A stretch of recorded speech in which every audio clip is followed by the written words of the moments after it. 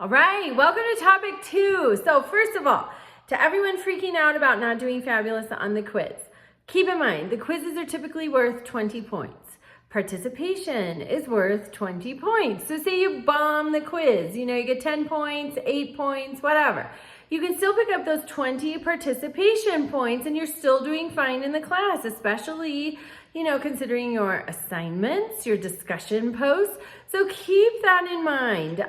Participation is 6 interactive posts with your classmates in addition to the 2 initial responses, one to discussion 1, one to discussion 2. So keep that in mind.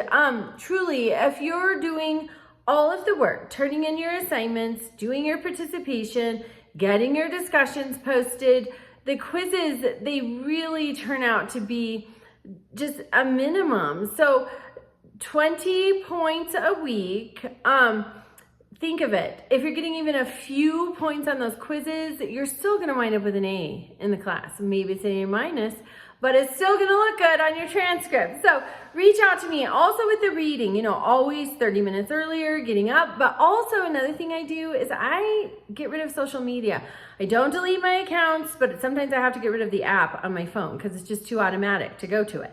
So, but just don't participate, until you're done with class. It's 7 weeks. If there's somebody you feel like, oh my gosh, I have to keep up with this person, get their phone number. I always tell my son that because, everything is Snapchat these days. Get their phone number, text them, get off of social media. So that's just a tip.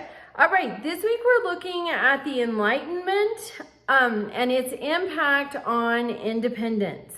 So we're also looking at the Great Awakening, and we see sort of a movement away from the strict Puritan religion, a lot of legalism, and but then we move away so much that then we have some funky new religions because we lose that strict adherence to the Bible. So it's a trade-off. Was it worth it? I don't know.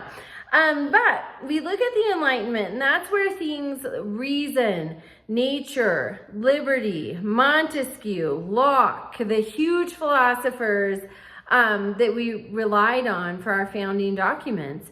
We also see there are some people who are sort of lost to history.